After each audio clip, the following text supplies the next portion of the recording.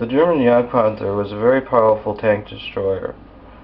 It was first produced in 1944 in January, and there were somewhere between 392 and 415 made in total, which was nowhere near to the demand. It was built on top of the Panzer V Panther chassis, and in place of a turret, it equipped the Pak 43 88mm or 8.8 centimeter anti-tank gun, which was incredibly powerful. It was also the same gun that was used on the King Tiger, and this gun, this 8.8 centimeter, the Pak 43 or the KWK 43, which was the turret version, this was not the 88mm your Tiger 1 had. The Tiger 1's 88mm was a very antiquated Flak 36. Basically, the Tiger 1 was actually built around the 88mm gun, and it was quite inferior compared to the 88mm, the Pak 43, and the KWK 43. Get this, the Pak 43 had a range. It could take out targets of up to 3 kilometers, 3,000 meters. And I never imagined that. I know 2,000 meters was no hard stretch for the Panther and the Tiger 1, but 3,000 meters, I can't even imagine. Can't even imagine how far away that is. So yeah, let's just unbox this thing.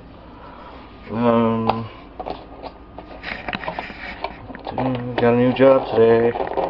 Got a job offer anyway. I have an interview tomorrow, and if I get that one, I don't know. I think they're offering like almost $14 an hour. So I'm gonna see if there's any truth to that. You never know. But I have something to fall back on. So here is your chassis. Fortunately, no damage at all to the resin piece. It happens a lot. You know, it's not uncommon to get a piece that's been cracked off. Although, like, if you're ever familiar with using green stuff to replace broken bits and stuff, or to fix broken bits, then you know it's not usually a big deal. This stuff here too, I got a while ago. Every model or miniature painter has to have this stuff. It's freaking awesome. It's called liquid green stuff, and it's this it's like a filler. It appears like just like a very thick paint. It's this green semi-solid liquid that you use to fill gaps, and the beauty of it is you can brush it on, and you can really get that green stuff exactly where you want it when you're using a brush.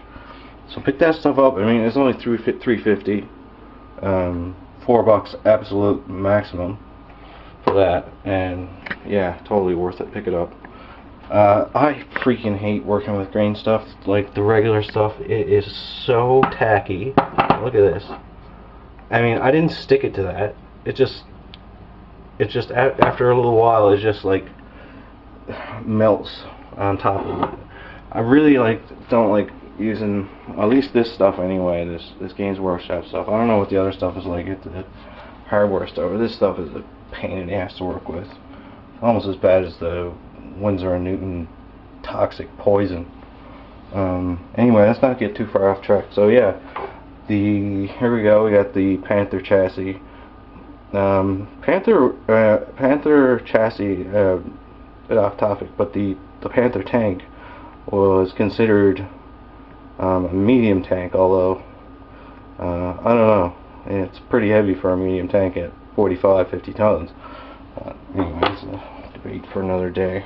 I also mentioned the whole thing about what came first, the Panther or the Tiger, and still don't know about that. Still like to talk to someone about that. So yeah, oh yes. This set, when I got it, I thought for sure it said it on here.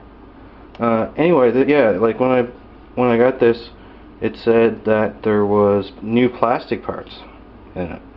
I guess it was on the shrink wrap. It's not on the actual box. So yeah, it's first time I've got plastic parts from Battlefront. So like, yeah, I was skeptical, but just look at the quality, the detail. I don't know, you can't really see it too good, you know, with the camera, but the quality of the cast it's flawless. Oh my god, the tiniest little grooves in these tracks. You can't see it, but it's amazing. Every rivet is perfectly aligned. And yeah, and there's a lot more. Of course, the other track, and there's this whole other sprue. It's actually, there's stuff on here that you don't need. Like for instance, here is the pack. The pack 43 is right here. The 88mm, and I guess this sprue is for any typical Panther that you get now. And this is the Tiger's pack 40 75mm long barrel. Huge long barrel on that. But yeah, I still can't get over that this thing can reach out and touch people at 3,000 meters. I mean, I'm not sure, but I mean, at that distance, they're gonna have to start calculating the curvature of the Earth. Just ridiculous. And armor skirts. There seem to be, haven't seen, like lately they're producing all their tanks that have armor skirts. Either they're in metal or in plastic, because yeah, they're real brittle, very brittle. Like I said, I broke one. So yeah. So like there's some stowage here. Here's the exhaust pipes, which is really interesting. Like there's 3 here, and there's this one that has like 3 pipes in it. The one that has 3 pipes all hooked up together is for the Jagdpanther, and it has like one of these and then one of these, and then the regular Panther just has these 2 track links. As I said before, like when track links have been painted up really nice and then added to the miniature after the fact, really looks nice, really stands out, makes it look less of a hunk of plastic and more like a real representation of your vehicle. So that's yeah, absolutely loving the plastic parts. I can't believe I'm saying that. When I first, you know, was in the started with Flames of War, absolutely loved the resin metal combination, and as I went along, and as I seen more and more like from the plastic, like I mean these gun barrels, like they're, oh my god, they look at that, they're even hollowed out like perfectly. The cast like has these guns, they're already hollowed out, no pin vicing at all. That's incredible. You guys at Battlefront, you guys need to take heed. You need to continue on the path of these plastic ones. I hate to say it, you know, because I really love heavy miniatures, you know, and traditionally I'm a lead and pewter miniature painter. Damn, the detail in these plastic parts is amazing. It's amazing. It's going to be way more complex to paint up, but the end result's going to look so much better. So yeah, it's this one is a combination of resin and plastic. And what else we got? We got a couple of heads for the top of the tank. And as a bonus with this one, this box set, it seems like when I first got into this, like I bought one of these little box sets, the Königsstiger, you know, and then I realized that all these little box sets have like little talks about the bonuses and everything, and like in each one is kind of like a mini diorama. I never thought I'd use the word diorama before, It's not something I ever thought that I would be interested in doing, but they're amazing. Like, and the particular bonus that comes with the Jagdpanther set is this beautiful thing. It's an old bombed out building, and the detail is actually, this is a resin piece. This is probably one of the best detailed resin pieces I have seen that I have from them. I don't know how this was, like, I had this mailed to me from eBay. I have no idea how this didn't break. Like, it's flawless. There's not so much as a tiny chip even on the edges. I guess I just got lucky, but yeah, God, these are they look really fragile. So don't be surprised if there's a break there.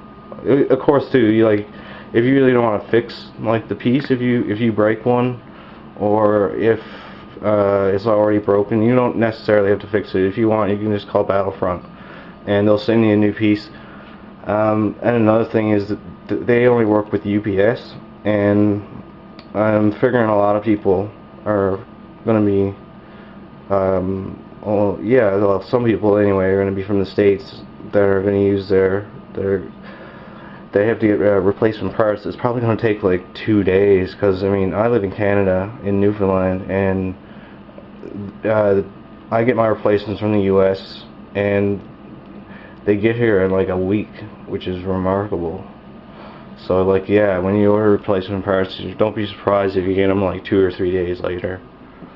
But yeah, this ruined out building it's amazing. The detail in it, even just like the sides of the wall here, are just begging to be highlighted. There's bullet holes in the wall, shell holes, and it's basically they give you a piece of terrain as a bonus, an awesome piece of terrain that you can hide your Jagdpanther in, or any other tank for that matter, right? Oh yeah, update with new releases. There's a Jagdtiger coming out. I heard from the grapevine that yeah, there's going to be a Jagdtiger, so look out. Yes, sir. So that was the bonus for this set. It's really great. I mean, the ruined building, once I finish painting that's going to be a fantastic miniature in and of itself. So yeah, it's a real cool bonus. And there was one last thing they threw in, which, whoa, still recording. Hang on.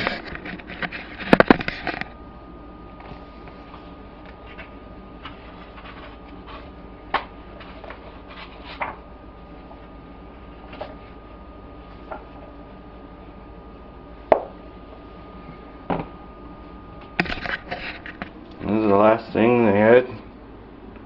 Decals.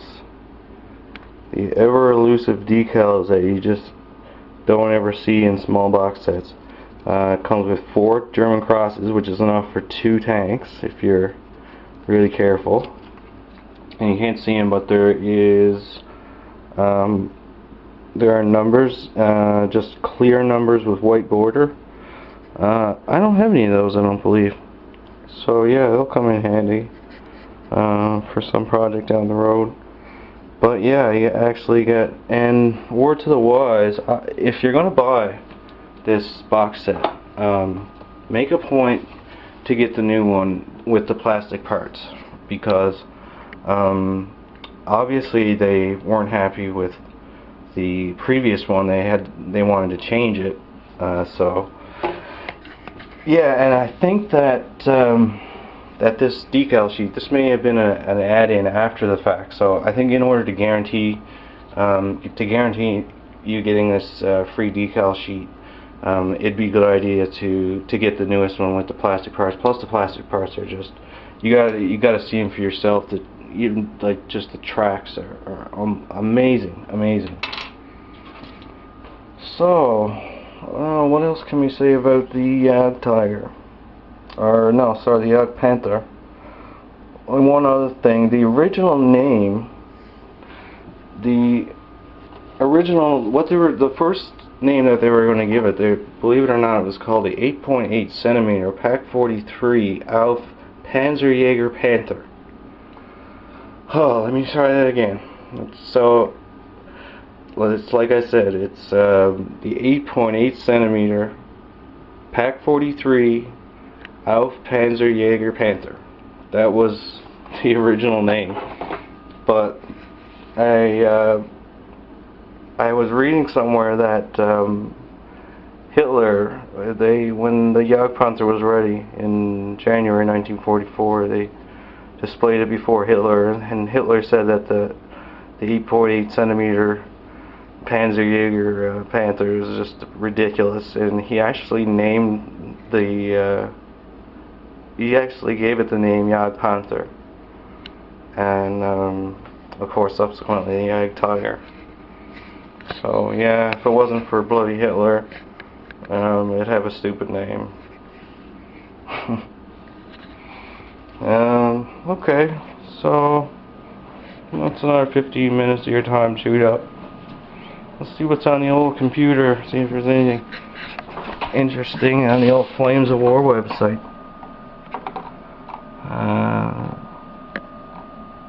Open fire preview. What the hell is this? What the fuck? They're putting in a new starter? Holy shit, they're putting in a new starter. Holy shit, check this. The box contains a 52-page full-color quick start guide. That's what I call a quick start guide. 300-page almost full-color rulebook, 3rd edition. 118 finely detailed miniatures. Oh, and a flying bomb. A bloody Vengeance 1 flying bomb. Terrain feature. Cardboard terrain. Tokens. God knows how expensive they are. Objective markers. Army list. And 20 dice. 20 dice. This new starter is gonna be bad ass. I mean, yes, it still comes with the Shermans. It still comes with the Stugs. God knows, I must have at least 12 Stugs now. 12 complete Stugs. I don't care. I'm still buying this set. I don't know. I'll have 15 Stugs. Who cares? And Shermans. But I think you get the Sherman G and this one have variants like the Firefly and the American 76mm Easy 8 Sherman, if I'm not mistaken. Holy crap. Everything is in plastic too. Everything. Check out, like, you have to see this for yourself. Go to flamesofwar.com and go to their open fire preview. And it's going to be in 5 parts. I mean, check out the new infantry.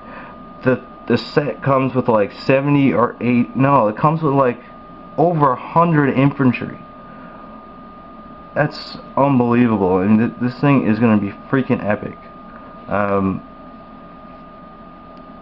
I really love the way that they're going to be doing the mounting the infantry on the bases. This is going to kick ass. That's exactly what I wanted, because the way I base miniatures, it's gonna work out great. And I'm actually going to be doing a video on basing miniatures soon. I'm actually going to be doing an all new Let's Paint series that's going to take, oh, it's going to be many parts. It's going to be a huge project. It's going to be probably about 12 plus vids, probably, you know, anywhere from a half hour plus. But just look at these infantry. Like, they're doing the infantry in plastic, no more metal infantry. And go to the site and just check out the freaking detail on these little tiny 15mm miniatures. I mean, the detail in the faces, and I am so stoked about the new plastic stuff. Panzerschrecks. Panzerschreck teams. We got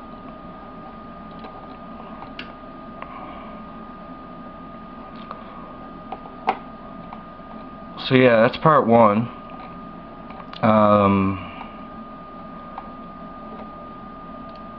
Take a quick look at part two, and then we'll leave it there. I'll let you guys go and check it out and read all about it and everything. There's the sprues for the infantry.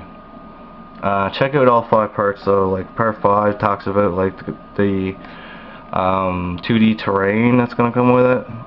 Like so yeah, check out all 5 parts of this. It's freaking awesome. I can't wait. I think it's October 20th it's gonna be out. It's like 1 month away.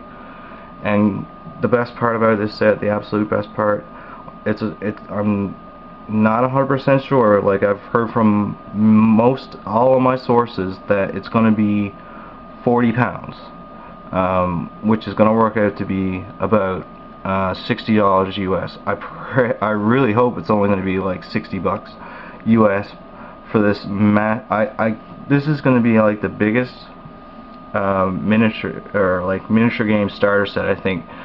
I think this could even go beyond like the Warhammer Salt and Blackreach starters, like, because this is going to come with bloody tokens, 20 dice. It's going to have, you know, over 100 infantry, and you know, all this stuff, you know, 2D terrain. I mean, it's gonna be awesome. I can't wait. 1 more month, and it'll be available. So check it out. And up next, I think we'll do Ernst Sparkman unboxing. So sure to subscribe.